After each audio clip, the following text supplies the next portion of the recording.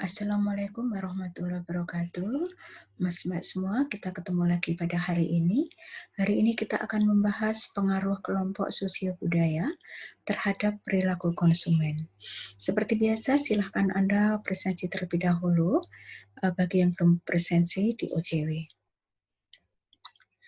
Nah, kemarin kita sudah melihat bagaimana atau apa yang dimaksud dan apa tujuan dari pangsa pasar.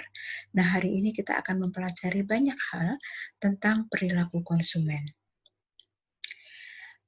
Perilaku konsumen harus kita ketahui sebelum sampai sesudah melakukan pembelian. Seperti yang kemarin sudah saya sampaikan, bahwa kita harus mengetahui bagaimana perilaku konsumen, bagaimana karakteristik konsumen, karena itu harus kita ketahui sebelum kita menghasilkan sesuatu. Nah, konsumen melakukan pembelian itu dipengaruhi oleh faktor sosiologis dan faktor psikologisnya. Ya, nanti fisiologis itu apa, psikologis itu apa, nanti kita akan bahas lebih lanjut. Nah, konsumen membeli suatu produk itu mesti ada motifnya. Ya, motif beli dikelompokkan menjadi 3 tingkat tergantung kerelaan membantu orang lain. Ya, dan ini seorang produsen, seorang pemasar harus tahu apa motif beli dari seorang konsumen. Tingkat yang pertama ini diakui oleh pembeli. Ya, jadi pembeli mengakui kenapa tuh saya beli produk ini, dia akan terus terang mengakui alasannya. Tingkat yang kedua, konsumen sadar tetapi tidak mau mengatakan terus terang, ya. Nah, jadi kalau misalnya saja dia membeli suatu produk karena demi apa itu namanya, mungkin demi prestis, demi gengsi begitu ya. Tetapi kalau ditanya dia tidak mengatakan itu, tetapi dia mengatakan, "Oh, ini bagus buat saya, ini apa namanya, sedang saya butuhkan, ini motifnya bagus dan sebagainya." Padahal sebetulnya alasan dia membeli adalah untuk prestis ya, untuk aktualisasi diri misalnya seperti itu. Dan yang ketiga adalah tingkat yang ketiga adalah dia tidak mengerti kenapa membeli. Lah ini yang sukar digali oleh pemasar ya. Kadang-kadang kita membeli sesuatu tapi kita sendiri juga tidak paham kenapa tuh kita kok beli gitu ya. Kadang saya beli sesuatu dan setelah sampai rumah saya baru seperti tersadarkan begitu loh. Ngapain toh saya beli ini? Untuk apa toh? Seperti itu. Nah, motif beli dari konsumen ini harus kita pahami supaya kita bisa menyesuaikan apa yang menjadi keinginan konsumen. Nah, perilaku pembeli atau perilaku konsumen itu bisa berubah. Apa saja yang menyebabkan perubahan perilaku beli? Yang pertama adalah motif pribadinya yang bertambah kuat atau bertambah lemah. Ya, motif pribadi yang bertambah kuat atau bertambah lemah. Kemudian perubahan tingkat pendapatan. Ya. Pendapatan semakin meningkat atau semakin menurun, ini akan mempengaruhi perilaku belinya. Kemudian perubahan tahap daur hidup keluarga. Ya. Dari lajang menjadi keluarga dengan anak satu, menjadi keluarga lansia, dan sebagainya. Ini perilakunya bisa berubah-ubah. Dan yang terakhir adalah faktor-faktor lain selain ketiga faktor tersebut yang akan mempengaruhi perilaku beli. Kemudian tadi sudah kita singgung bahwa seorang pemasar harus mengetahui motif dari seseorang membeli sesuatu. Nah, kita di sini akan mendiskusikan tentang motivasi. Jadi seluruh perilaku selalu dimulai dengan motivasi. Ya, Anda sekarang hadir di kuliah ini mesti ada motivasinya. Atau sebaliknya, mungkin ada yang sekarang tidak hadir, ini mesti juga ada motivasinya. Anda akan aktif mengikuti kuliah ini, itu juga ada motivasinya, ya. Yang tidak aktif ini juga mesti ada motivasinya. Nah, berkaitan dengan pemasaran, motif adalah kebutuhan yang terangsang sehingga seseorang berupaya untuk memuaskannya. Jadi ada kebutuhan yang kita ingin memuaskan, itu adalah motif. Nah, sebagai seorang pemasar, Anda harus membangunkan kebutuhan itu sebelum menjadi motif. Caranya bagaimana? Nah, nanti kita bisa diskusikan. Motif itu sendiri terbagi menjadi dua, yaitu kebutuhan biogenik dan kebutuhan psikogenik. Nah, jadi kita lihat di sini ada bagan, di mana kebutuhan yang meningkat, ini kemudian ada usaha yang mengaktifkan, maka akan membentuk perilaku yang berorientasi pada tujuan. Ya, jadi ada kebutuhan, ya, kebutuhan itu menjadi perilaku, harus ada usaha yang mengaktifkan. Siapa yang mengaktifkan? Ya, pemasar. Bagaimana caranya? Ya, membangkitkan kebutuhan tersebut. Ya, contohnya sederhana saja, misalnya dengan iklan atau dengan promosi. Kalau kita berbicara tentang motivasi, maka kita tidak akan pernah lepas dari teorinya Maslow, hierarki kebutuhan Maslow. Maslow mengatakan bahwa kebutuhan manusia itu berjenjang. Kebutuhan yang satu tidak akan terpenuhi, kebutuhan yang lebih atas tidak akan dipenuhi sebelum kebutuhan di bawahnya sudah terpenuhi. Contoh yang di sini misalnya kita lihat bahwa menurut Maslow ada 5 jenjang kebutuhan manusia. Jenjang yang paling dasar adalah kebutuhan fisiologi. Di sini seperti biasa ada makan, ada minum, ada kebutuhan seks, dan sebagainya. Kemudian setelah fisiologi ada kebutuhan rasa aman, kebutuhan sosial, penghargaan, dan yang terakhir adalah kebutuhan aktualisasi diri. Maslow mengatakan bahwa kebutuhan manusia itu berjenjang, dari fisiologi sampai ke aktualisasi diri. Jenjang itu menunjukkan bahwa, misalnya kita ambil dari jenjang ini, kebutuhan rasa aman itu belum menjadi kebutuhan atau belum akan dipenuhi kalau kebutuhan fisiologinya belum terpenuhi. Demikian juga kebutuhan penghargaan ini juga belum perlu dipenuhi ketika rasa aman dan sosial belum terpenuhi. Ya, nanti contoh-contohnya silahkan Anda cari ya sebagai bahan diskusi kita. Jadi kebutuhan fisiologi itu contohnya apa, rasa aman yang seperti apa, sosial seperti apa, penghargaan seperti apa, dan aktualisasi diri seperti apa. Ya. Nah, jadi kebutuhan itu berjenjang. Nah, sekarang pertanyaannya, bahan diskusi yang selanjutnya adalah, setujukah Anda dengan pendapat Maslow ini bahwa kebutuhan manusia itu berjenjang? Kebutuhan yang atas, yang lebih atas, tidak akan dipenuhi atau belum menjadi kebutuhan ketika kebutuhan di bawahnya belum terpenuhi. Oke, mari nanti kita diskusikan. Kemudian kita juga perlu memahami apa yang dimaksud dengan persepsi. Persepsi adalah makna yang kita pertalikan berdasarkan pengalaman masa lalu, stimuli yang kita terima melalui 5 indera. Persepsi dibentuk dari 3 pasang pengaruh, yaitu karakteristik fisik dari stimuli, kemudian hubungan stimuli dengan sekelilingnya, dan kondisi-kondisi di dalam diri kita. Salah satu stimuli yang akan diterima oleh 5 panca indera adalah promosi atau iklan, ya. Nah, kalau misalnya ada iklan, maka kita persepsi kita akan dipengaruhi oleh bagaimana karakteristik fisik dari stimuli tersebut, dari iklan tersebut. Apakah menarik, ya, ataukah tidak menarik, ya, dan sebagainya. Kemudian hubungan stimuli dengan sekelilingnya. Ya, jadi hubungan atau keberadaan iklan itu atau promosi itu dibandingkan dengan iklan-iklan yang ada di sekitarnya. Dan yang terakhir adalah kondisi-kondisi yang ada di dalam diri sendiri. Nah, bagaimana kita kondisinya pada saat itu? Apakah kita sedang senang hati? Apakah kita sedang bad mood? Dan sebagainya. Hal yang perlu Anda ketahui adalah bahwa manusia sangat terbuka terhadap stimuli yang sangat banyak, namun hanya sedikit yang terekam dalam ingatan. Nah, karena itu, pemasar harus berupaya menjadi spesifik dan unik agar menjadi yang terekam oleh konsumen.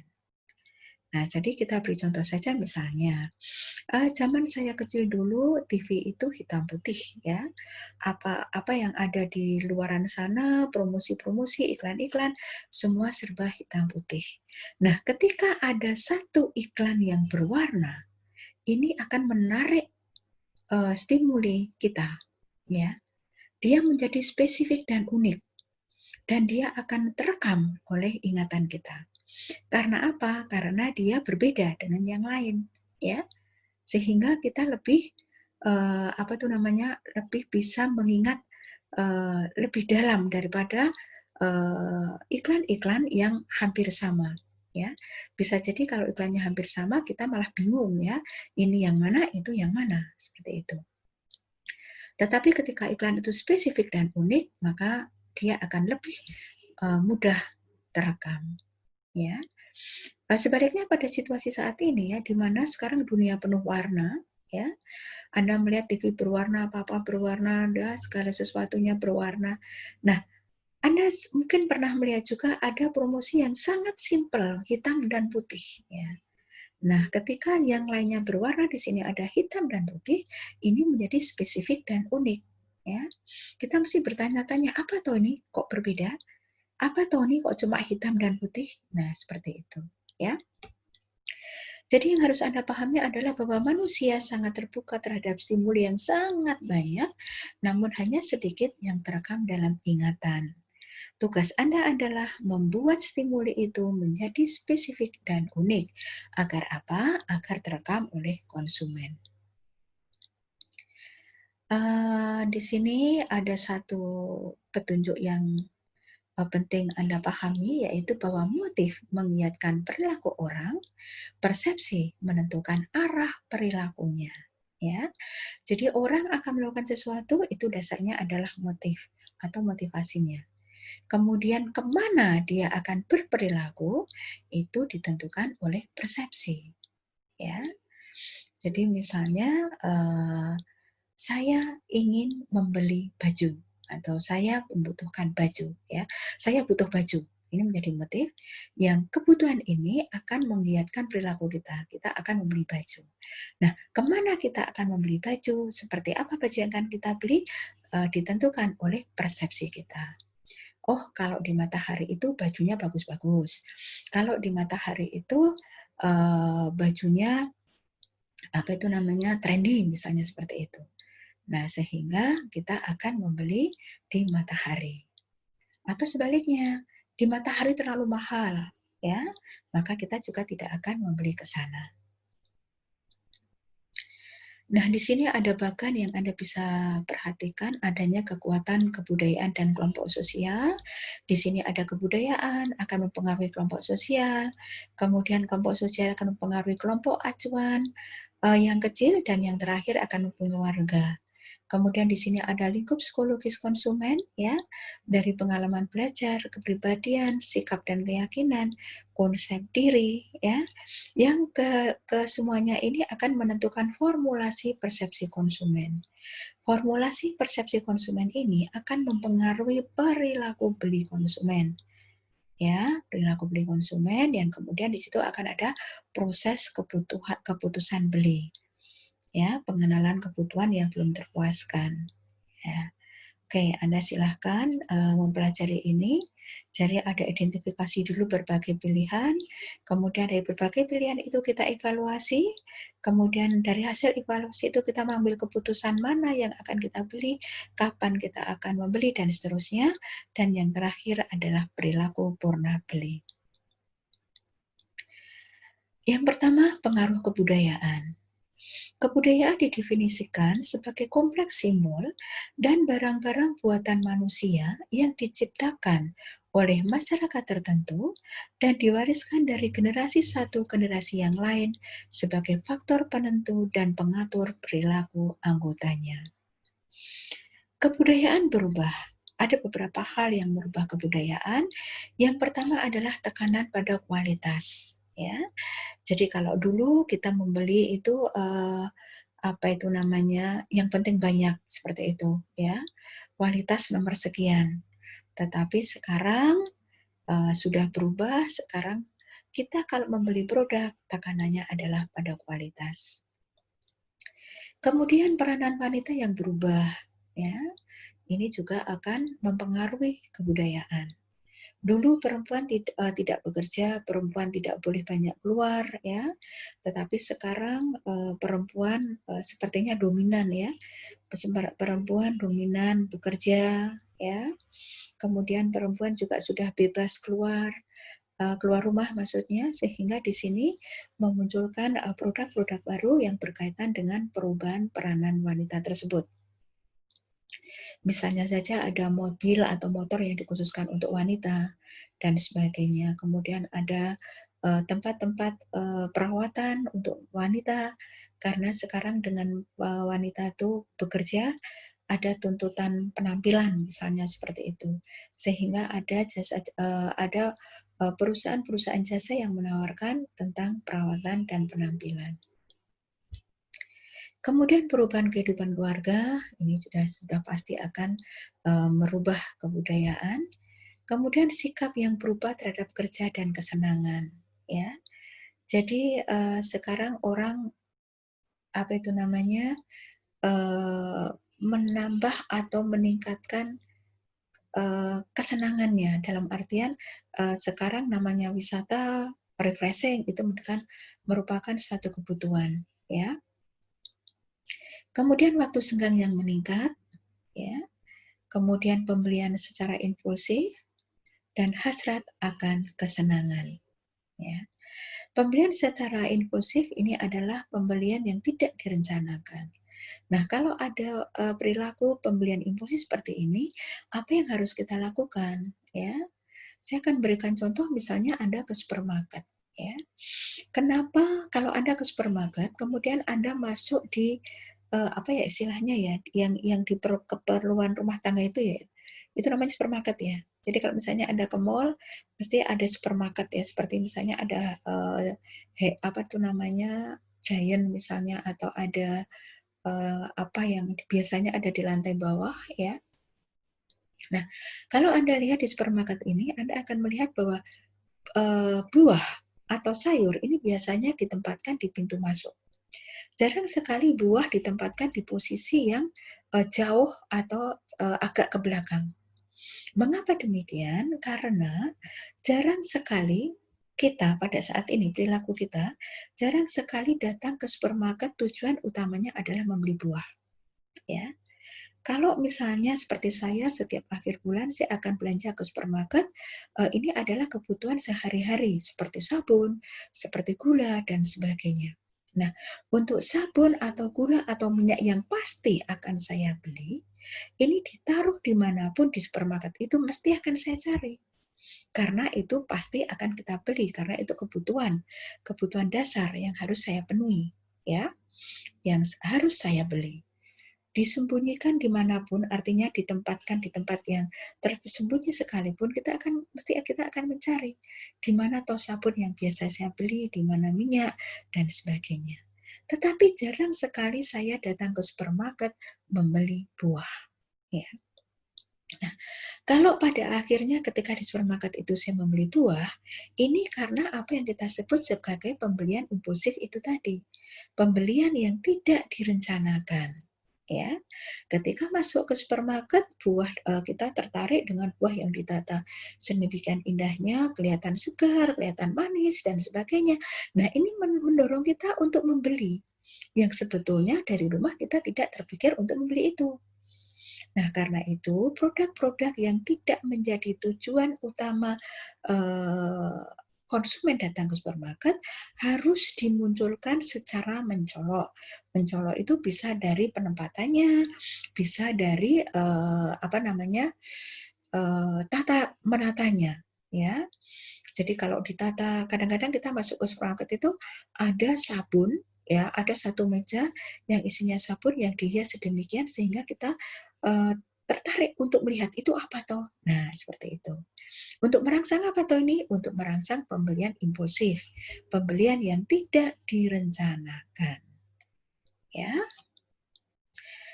Oke, kemudian di sini juga ada sub kebudayaan, tadi ada kebudayaan, kemudian ada sub kebudayaan, itu ada suku, agama, ras, lokasi, dan sebagainya, juga harus diperhatikan di dalam perencanaan pemasaran, karena ini akan sangat menentukan dan sangat spesifik. Ya, jadi suku, agama terutama ini juga akan menentukan bagaimana seorang pemasar harus bersikap atau menghasilkan produknya.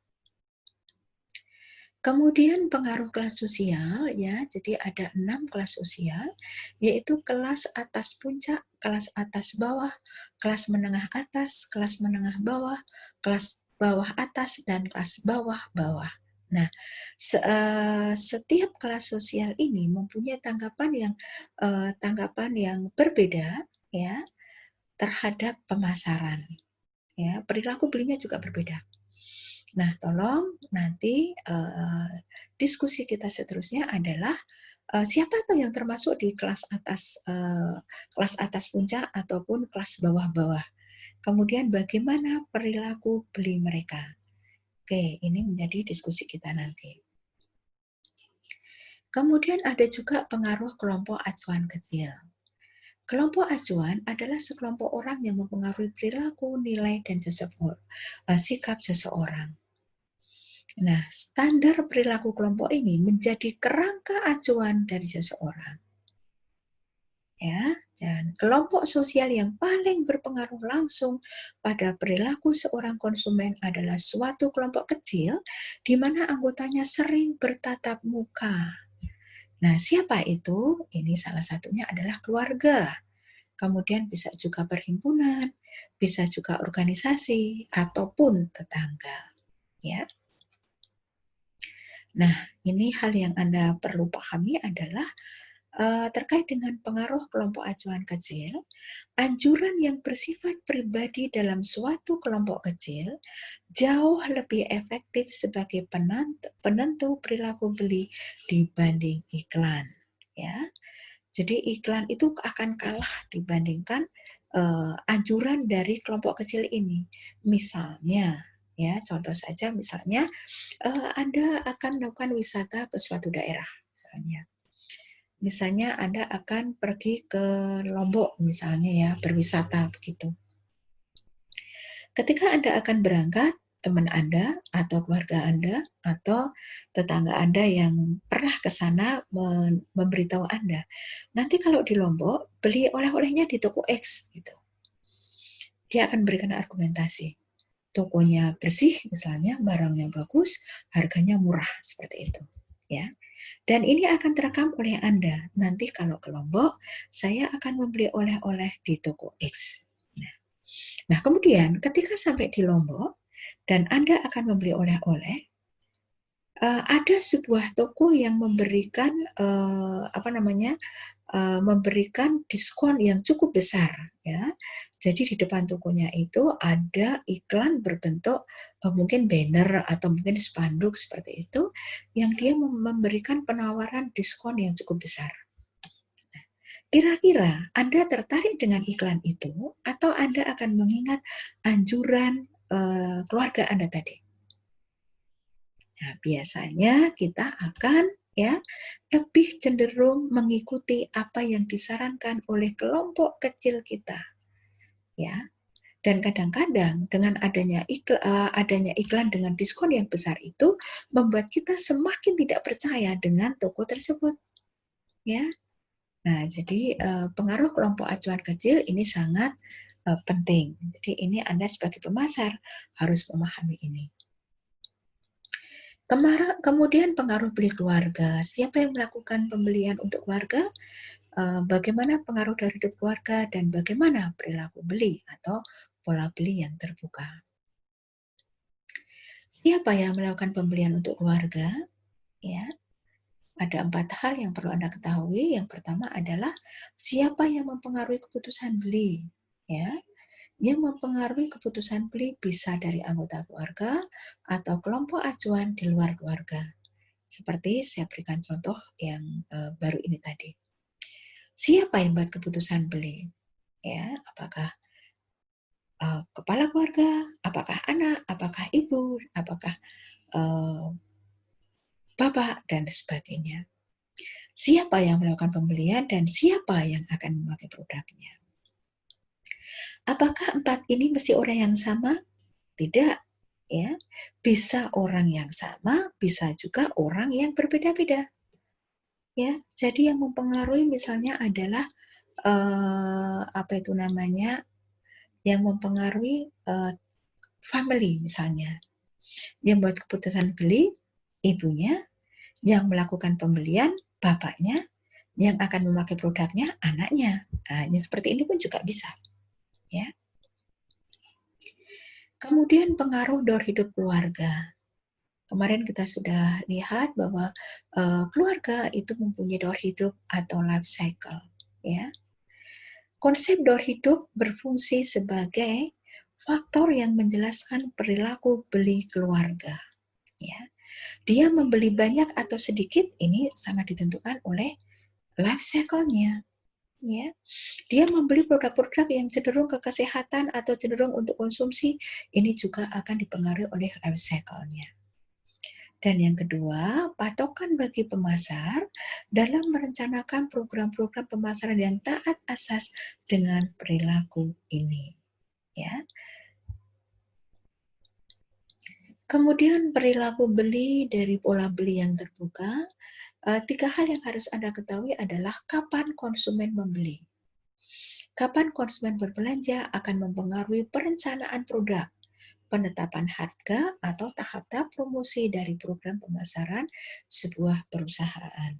Ya, mungkin kalau hari Sabtu Minggu itu Anda sering dengar di supermarket banyak promosi atau di supermarket banyak diskon seperti itu, ya. Kenapa? Karena seringkali konsumen meluangkan waktunya untuk belanja itu pada hari Sabtu dan Minggu. Kebutuhan belanja saat ini tidak sekedar kebutuhan pembelian kebutuhan rumah, ya, tidak sekedar kita ada kebutuhan kemudian kita harus membeli, tidak hanya seperti itu, tetapi kita berbelanja itu sekarang ini merupakan bagian dari refreshing, ya. Karena bagian dari refreshing seringkali kita menggunakan waktu Sabtu atau Minggu sebagai waktu untuk belanja. Sehingga pada hari-hari itu mungkin kita akan menyetok barang lebih banyak, kita akan memberikan diskon, memberikan promosi, dan sebagainya. Kemudian di mana konsumen membeli? Perlu diperhatikan di mana keputusan beli dibuat dan di mana pembelian dilaksanakan. Ya. Kemudian terakhir, bagaimana konsumen membeli? Apakah akan melakukan pembelian sekaligus dalam satu kali kunjungan atau sebaliknya? Ya, akan membeli secara kontan atau dengan kartu kredit, akan membeli secara langsung atau online. Nah, ini perlu dipahami oleh seorang pemasar. Tujuannya untuk apa? Monggo nanti kita diskusikan. Kemudian hal lain yang perlu Anda ketahui adalah tentang difusi dan adopsi produk baru. Inovasi adalah segala sesuatu, ya, produk, jasa, ide yang diterima oleh persepsi seseorang sebagai sesuatu yang baru. Proses adopsi merupakan kegiatan seorang dalam membuat keputusan untuk menerima inovasi. Sedangkan difusi inovasi adalah proses mengkomunikasikan inovasi di dalam sistem-sistem sosial yang jauh sepanjang waktu. Ya, jadi ada inovasi, kemudian ada proses adopsi, dan ada difusi inovasi. Anda cermati dan Anda pahami. Di sini ada tahap-tahap proses adopsi, nanti Anda silakan perhatikan, Anda silakan pahami, di mana proses adopsi itu diawali dengan kesadaran akan adanya sebuah produk sampai nanti konfirmasi purna adopsi, ya, sampai pada inovasi diadopsi. Silakan nanti Anda pelajari. Kemudian kategori orang yang melakukan adopsi itu ada 5, yaitu ada inovator, ada pelaku adopsi awal, ada mayoritas awal, mayoritas akhir, dan ada pelaku adopsi terbelakang. Inovator ini adalah orang yang hobinya adalah mencoba. Ya. Jadi kalau ada produk baru, apakah nanti dia senang atau tidak senang, apakah produk itu bermanfaat atau tidak bermanfaat, dia akan mencoba. Ya. Biasanya kelompok ini adalah kelompok yang secara ekonomi cukup ya, karena kalau misalnya dia ternyata tidak suka dengan produk tersebut, maka dia tidak akan merasa dirugikan atau dia tidak merasa apa itu namanya gelo. Gelo itu apa ya? Dia tidak akan merasa gelo ketika dia sudah mengeluarkan banyak uang untuk membeli produk yang ternyata tidak memenuhi kebutuhannya. Setelah inovator ada pelaku adopsi awal, ya. Ini jumlahnya masih sangat sedikit, ya. Orang-orang yang membeli di awal. Kemudian ketika produk itu sudah menjadi produk yang umum dipakai, akan ada yang kelompok yang kita sebut sebagai mayoritas awal, ya. Setelah mayoritas awal nanti akan muncul mayoritas akhir. Ini kelompok besar orang yang menggunakan produk tersebut ketika produk itu sudah daur hidupnya sudah hampir mati, ya. Dan yang terakhir adalah pelaku adopsi terbelakang atau terlambat. Kelompok ini adalah kelompok yang dia memanfaatkan atau mengadopsi inovasi tersebut ketika orang lain sudah merasa inovasi itu kuno, seperti itu, ya. Jadi ada kelompok pelaku adopsi terbelakang. Ini dia paling akhir mengadopsi inovasi. Sebuah inovasi ini akan diadopsi, itu akan ditentukan oleh beberapa karakteristik dari inovasi tersebut. Ada 5, yaitu kelebihan relatif, ada kesesuaian, ada kompleksitas, ada keterujian, dan ada keobservasian. Saya akan membahas satu saja, yang lainnya silahkan Anda telaah sendiri nanti ya. Jadi sebuah inovasi itu akan lebih diadopsi ketika dia mempunyai kelebihan relatif. Kelebihan relatif itu misalnya apa? Mungkin harganya lebih murah, mungkin desainnya lebih bagus, mungkin manfaatnya lebih terasa seperti itu. Jadi dia mempunyai kelebihan relatif dibandingkan produk saingannya.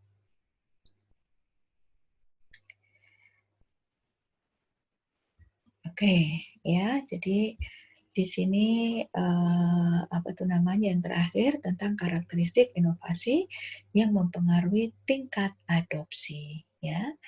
Jadi apakah akan cepat diadopsi atau tidak diadopsi, itu tergantung 5 hal ini. Ya, silahkan Anda pahami. Tadi saya sudah memberikan contohnya, kelebihan relatif, bagaimana kelebihan relatif ini akan mempengaruhi tingkat adopsi. Apakah dia akan cepat diadopsi, apakah dia akan lambat diadopsi, atau dia tidak diadopsi, ini dipengaruhi oleh kelebihan relatifnya. Mas, Mbak semua, demikian materi untuk hari ini. Silahkan nanti kita diskusikan hal-hal yang tadi sudah saya sampaikan ke Anda semua sebagai bahan diskusi.